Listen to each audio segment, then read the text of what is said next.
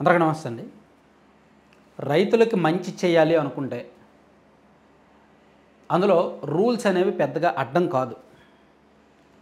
Just ప్రభుత్వం ఒక నిర్ణయం తీసుకోవాలి, దానికి అధికారులు సహకరించాలి. అయితే ఇదంతా జరగాలి అంటే సీఎం స్థాయిలో ఒక పెద్ద నిర్ణయం రావాలి అంటే, దేశ చరిత్రలో ఇది ఒక గొప్ప నిర్ణయంగా మిగిలిపోవాలి అంటే ఎవరో ఒకరు ముందడుగు వేయాలి, ఎవరో ఒకరు మొండి పట్టుదల పట్టాలి, ఎవరో ఒకరు దీన్ని గట్టిగా పుష్ చేసి ఫైట్ చేయాలి. ఆ ఫైట్ చేసిన ఫలితమే ఇప్పుడు రాష్ట్రంలో దాదాపుగా ఒక 50,000 మంది రైతులకు నష్టం లేకుండా చేసింది. సుమారుగా 700 కోట్ల వరకు రైతులకి సేఫ్ జోన్లోకి నెట్టేసింది. కార్పొరేట్ కంపెనీల మెడలు వంచి ప్రభుత్వానికి తలొగ్గేలా చేసింది. సో కూటమి ప్రభుత్వం వచ్చిన తర్వాత సైలెంట్గా చాప కింద నీరులాగా సాధించిన అతిపెద్ద ఘనత ఇది. సో ఇంతకీ ఈ ఘనత ఏంటి? అలా మొండి పట్టుదల పట్టిన ఎమ్మెల్యే ఎవరు? సో దీనిలో సీఎం గారి మంచితనం ఏంటి, ఎమ్మెల్యే గొప్పతనం ఏంటి, రైతులకు కలిగిన లాభం ఏంటి, ఆ కార్పొరేట్ కంపెనీలు ఎందుకు తలగ్గాయి, ఈ వ్యవహారం అంతా కొంచెం ఇంట్రెస్టింగ్, ఒక విజయగాథ అని చెప్పుకోవచ్చు. సో దేశంలో ఎందుకు చరిత్ర అనేది కూడా చెప్తాను. ఇదంతా నేను చెప్పాలి అంటే మనం ఈ పొగాకు రైతుల గురించి చెప్పాలి, పొగాకు కల్టివేషన్ గురించి చెప్పాలి. నిజానికి దేశంలో పొగాకు అనేది నిషేధం, దేశంలోనే కాదు ప్రపంచవ్యాప్తంగా కూడా. 2030 నాటికి ప్రపంచవ్యాప్తంగా అసలు పొగాకు 2040 నాటికి ప్రపంచవ్యాప్తంగా అసలు పొగాకు సాగు అనేది ఉండకూడదు అని WHO అన్ని దేశాలకు కూడా ఆదేశాలు జారీ చేసింది.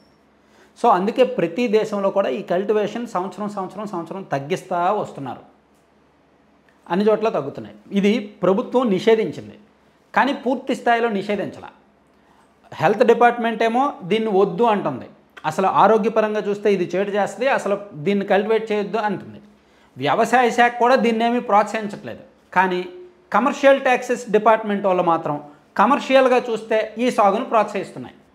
ఒకవైపు రైతులకి లాభం వస్తుంది, మరోవైపు ఇదంతా కూడా ఎక్స్పోర్ట్ అయ్యేదే ఎక్కువ ఉంటుంది కాబట్టి ఆ ఎక్స్పోర్ట్ డ్యూటీ ద్వారా కూడా ఖజానాకు లాభం వస్తుంది, ట్యాక్సెస్ ఎక్కువ వస్తాయి, కాబట్టి దీన్ని ప్రోత్సహించండి అని చెప్తున్నాయి. అందుకు ప్రభుత్వాలు ఏం చేస్తున్నాయంటే చూసి చూడనట్టు వ్యవహరిస్తున్నాయి. హెల్త్ డిపార్ట్మెంట్ కావచ్చు, అగ్రికల్చర్ డిపార్ట్మెంట్ కావచ్చు, రైతుల విచక్షణాధికారానికి వదిలేసాయి. మీ నిర్ణయం మీ ఇష్టం, మేము చూసి చూడనట్టు ఉంటాం అనేటట్టు. దాంతో ఈ పొగాకు కల్టివేషను అవసరానికి తగ్గట్టు అప్పుడప్పుడు పెరుగుతా వస్తుంది. అయితే గడిచిన 6 సంవత్సరాల నుంచి కూడా, గడిచిన 10 సంవత్సరాల నుంచి కూడా రాష్ట్రంలో ఈ పొగాకు సాగు పెరుగుతూ వస్తుందన్నమాట. క్రమక్రమంగా పెరుగుతుంది. దానికి కారణం ఏంటంటే దాదాపుగా 2014-15 నాటికి పొగాకు ధర క్వింటాకి అప్పట్లో 6,000 7,000 అలా ఉంటే ప్రస్తుతం అరౌండ్ ఒక 18 నుంచి 22,000 ఉంది. అంటే రేటు పెరుగుతూ వచ్చిందనమాట. ప్రస్తుతం మీన్స్ ఈ ఇయర్ గురించి చెప్తున్నాను నేను. రేటు పెరుగుతూ వచ్చింది.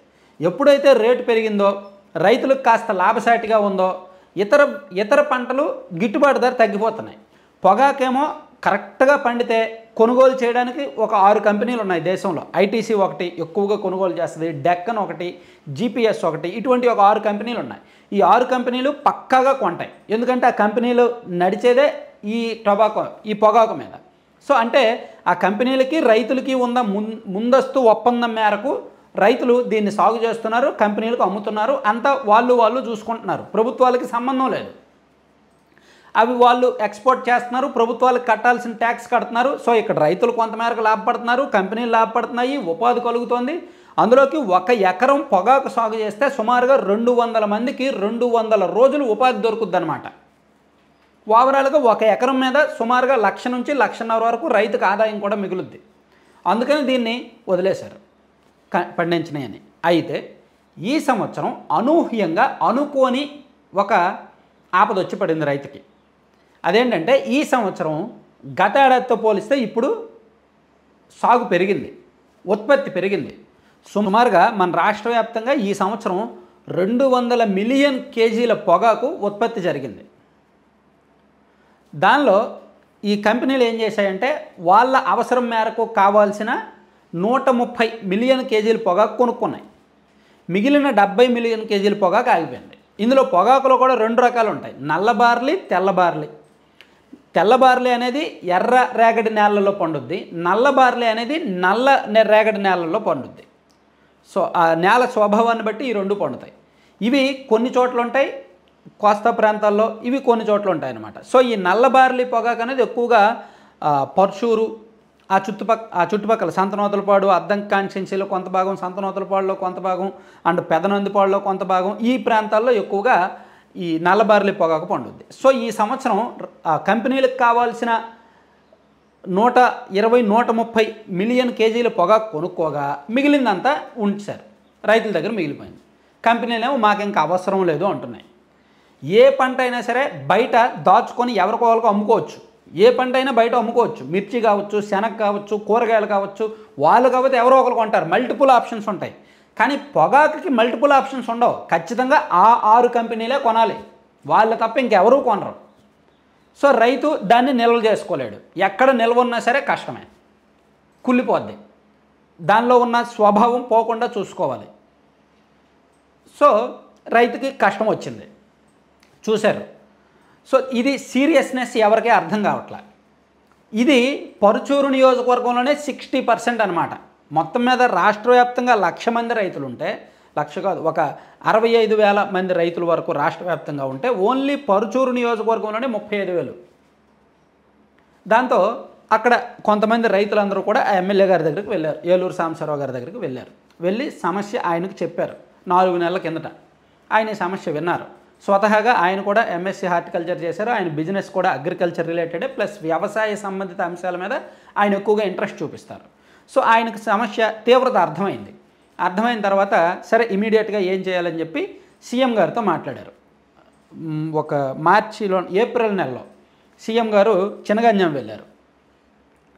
అలా వెళ్ళినప్పుడు అక్కడ కొంతమంది రైతులను సీఎం గారికి కల్పించి సమస్య ఆయనకు అర్థమయ్యేలా చెప్పారు. అప్పుడు సీఎం గారికి కూడా ఇమీడియట్గా రైతులు చెప్పిన వెంటనే తీవ్రత అర్థమైంది.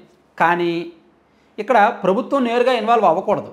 ప్రభుత్వం రైతుల దగ్గర నుంచి కొనకూడదు, రూల్స్ ఒప్పుకోవు. కంపెనీలే కొనుగోలు చేసేలా కంపెనీల మీద ఒత్తిడి చేయాలి.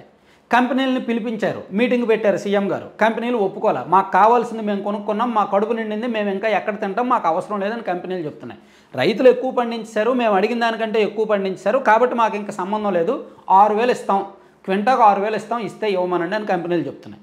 రైతుకి కనీసం 15,000 14,000 ఇస్తేనే గిట్టుబాటు అవుద్ది. సో 6,000 అంటే బాగా తేడా ఉంది. దాంతో సీఎం గారు 7 సార్లు మీటింగ్ పెట్టారు మొత్తం మీద ఈ కంపెనీలతోనూ, అధికారులతోనూ, వ్యవసాయ శాఖ, మార్కెటింగ్ శాఖ అధికారులతోనూ, రైతులతో అందరితో ఒక 7 సార్లు ఆయన మీటింగ్ పెట్టారు ఈ 2 నెలల వ్యవధిలోనే.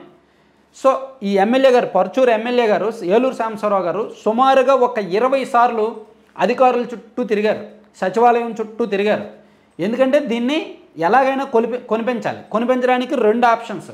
ఒకటి, ఏ కంపెనీలు అయితే ఉన్నాయో ఆ కంపెనీల చేత కొనిపించాలి. కంపెనీలు ఏమో ఒప్పుకోవట్లా. రెండోది, మార్క్ఫెడే కొనాలి. మార్క్ఫెడ్ కొనడానికి రూల్స్ ఒప్పుకోవు. మార్క్ఫెడ్ వాళ్ళు కొని వాళ్ళు ఎక్కడ పెట్టుకుంటారు, వాళ్ళ దగ్గర డబ్బులు లేవు. కొన్న వాళ్ళైనా సరే చివరికి కంపెనీల వాళ్ళకే అమ్మాలి. సో దీనికి ప్రభుత్వ అధికారులు అంటే వ్యవసాయ శాఖ కమిషనర్ ఒప్పుకోవాలి, వాళ్ళు పరిశీలించాలి, వాళ్ళు కన్విన్స్ అవ్వాలి, ప్రిన్సిపల్ సెక్రటరీ ఒప్పుకోవాలి, వాళ్ళు కన్విన్స్ అవ్వాలి, మార్కెటింగ్ శాఖ కమిషనర్ కన్విన్స్ అవ్వాలి. అంటే ఇంతమంది అధికారులు కన్విన్స్ అవ్వాలి, ఆ సమస్య తీవ్రత తెలుసుకోవాలి. వాళ్ళందరూ తెలుసుకోవాలంటే ఫస్ట్ ఈయన ఇనిషియేషన్ తీసుకోవాలి. సో అదే పని చేశారు సాంబశివరావు గారు. ఆయన రైతులతో మాట్లాడి రైతులు చెప్పిన సమస్యని అర్థం చేసుకొని తను ఒక ప్రజెంటేషన్ ప్రిపేర్ చేశారు. దాదాపుగా ఒక 18-20 పేజీలు ప్రజెంటేషన్ ప్రిపేర్ చేసి దానిలో ఓవరాల్గా ఈ టొబాకో కల్టివేషన్ హిస్టరీ మొత్తం దానిలో పెట్టి కంపెనీలు చేసిన తప్పేంటి, రైతుల నుంచి వచ్చిన ఉత్పత్తి ఏంటి, ఎంత రేటు రావాలి, ఎంత రేటు వచ్చింది, ఎకరానికి ఎంత ఖర్చు అవుద్ది, దీనివల్ల ఎంతమందికి ఉపాధి, దీనివల్ల రాష్ట్రానికి వచ్చే ఆదాయం ఏంటి, దేశానికి వచ్చే ఆదాయం ఏంటి, ఏ డిపార్ట్మెంట్లు ఏం చేస్తున్నాయి, ఇదంతా మొత్తం చరిత్ర అంతా అర్థమయ్యేలాగా చెప్పి ఇప్పుడు ఏం చేయాలి అనే సొల్యూషన్స్ కూడా ఆయన కొన్ని సూచించారు. ఇది పట్టుకొని, ఈ ఫైల్ పట్టుకొని ఆయన సీఎం గారి దగ్గరికి, మంత్రి గారి దగ్గరికి, మొత్తం అందరి దగ్గరికి ఒక 20 సార్లకు పైగా తిరిగారనమాట. సో దాంతో అధికారులు కూడా ఒక 3-4 సార్లు, ఇంక్లూడింగ్ వ్యవసాయ శాఖ మంత్రి అచ్చెన్నాయుడు గారు ప్లస్ ఆ డిపార్ట్మెంట్ అధికారులు, మార్కెటింగ్ శాఖ అధికారులు అందరూ కూడా రైతుల దగ్గర కూడా వెళ్ళారు. పరుచూరు, పెదనందిపాడు ఆ ప్రాంతాల్లో రైతులతో మాట్లాడారు. ఇక్కడ మళ్ళీ వచ్చి రివ్యూ చేశారు. అక్కడ రైతుల దగ్గరికి వెళ్తున్నారు, మాట్లాడుతున్నారు, మళ్ళీ ఇక్కడికి వచ్చి రివ్యూ చేస్తున్నారు. రూల్స్ ఒప్పుకోవట్లా. చివరికి సీఎం గారే ఒక ఇనిషియేషన్ తీసుకొని, లేదు ఇదంతా కరెక్ట్ కాదు, అవసరమైతే ఒక 300 కోట్లు దీనికోసం బడ్జెట్ పెడదాం, మార్కెట్ ద్వారా కొనేయండి, 12,000 రైతుకి ఇచ్చి మార్కెట్ నుంచి కొనుగోలు చేయండి. సో రైతు అనేవాడు నష్టపోకూడదు.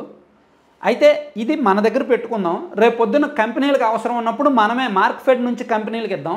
12,000కు కొంటాం కాబట్టి మనం 12,000 క్వింటా ఖర్చు పెడితే కంపెనీకి 14,000కో 15,000కో అమ్ముదాము.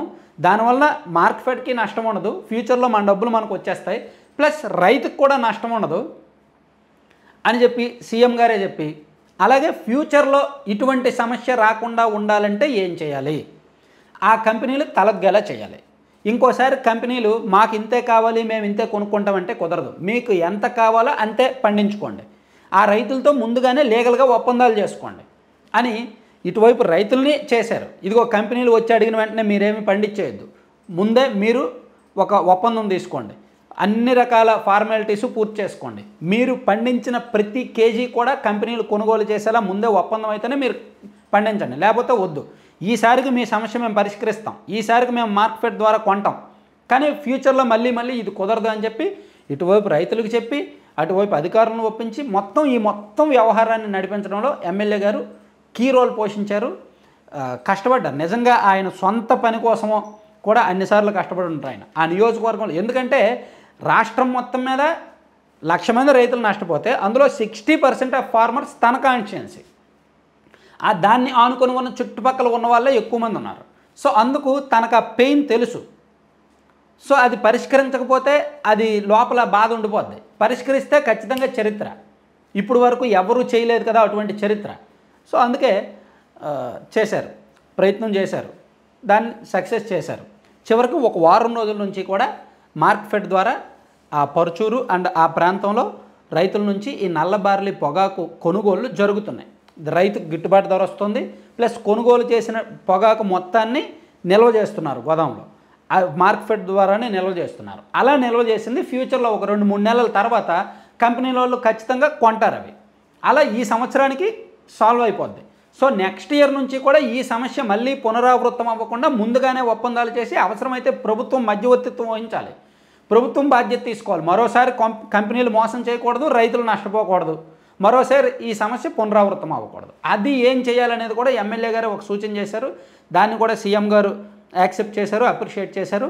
మొత్తానికి ఓవరాల్గా ఈ సమస్య అయితే సాల్వ్ అయింది. సో నాకు అంటే ఈ ప్రభుత్వం వీళ్ళు చెప్తుంది ఏంటంటే దేశంలో ఇదే ఫస్ట్ టైము ప్రభుత్వమే పొగాకు కొనుగోలు చేయడం అనేది ఇంతకుముందు ఎప్పుడూ జరగలేదు అని చెప్తున్నారు. కానీ నేను అనుకోవడం 2020లో కూడా ఒకసారి వైఎస్ఆర్ కాంగ్రెస్ పార్టీ ప్రభుత్వం ఉన్నప్పుడు కూడా మార్కెట్ ద్వారానే పొగాకు కొనుగోలు చేసినట్టుగా నాకు గుర్తు అనమాట. 2020 ఒంగోలులో జరిగిందనేది నాకు గుర్తు. సో ఏదైనా సరే ఇప్పుడు జరిగిన ఫైట్ అయితే మాత్రం ఇంతకుముందు జరగల. ఇంత ప్రయత్నాలు ఒక ఎమ్మెల్యే ఇంత ఇనిషియేషన్ తీసుకొని ఇన్నిసార్లు తిరిగి అధికారులను ఫీల్డ్కి తీసుకొచ్చి రైతులతో మాట్లాడించి రైతులను తీసుకెళ్ళి సెక్రటేరియట్కి వెళ్ళి ఒక 20-30 సార్లు వాళ్ళ చుట్టూ తిరిగి వాళ్ళని కన్విన్స్ చేసి రూల్స్ మార్చి రూల్స్ను బ్రేక్ చేసి సీఎం గారి స్థాయిలో అన్ని మీటింగులు పెట్టించడం అంటే మామూలు విషయం కాదు. సో అవన్నీ చేయడంలో ఎమ్మెల్యేగా సాంబశివరావు గారు సక్సెస్ అయ్యారనమాట. చివరికి ఆయన నియోజకవర్గంలో ఒక పెద్ద సమస్యను ఆయన సాల్వ్ చేయగలిగారు. దాంతో ఇప్పుడు గ్రౌండ్ లెవెల్లో అప్రిషియేషన్స్ వస్తున్నాయి, ప్లస్ గవర్నమెంట్ లెవెల్లో కూడా సీఎం గారు కూడా సాంబశివరావు చెప్పిందే చేయండి, ఆయన చెప్పాడు, సో ఆ ప్రజెంటేషన్ బాగుంది, ఆ రిపోర్ట్ బాగుంది, ఫ్యూచర్లో కూడా ఏం చేయాలన్నా అంటే ఫ్యూచర్లో ఇటువంటి సమస్య రాకుండా సొల్యూషన్ కూడా బాగుంది కాబట్టి అది ఫాలో అవ్వండి అని చెప్పి అధికారులకు చెప్పడం, అధికారులు కూడా దాన్ని యాక్సెప్ట్ చేయడంతో ప్రస్తుతానికి సమస్య కంప్లీట్గా సాల్వ్ అయిందనమాట. రైతులు ఒక రకంగా లాభపడ్డారు.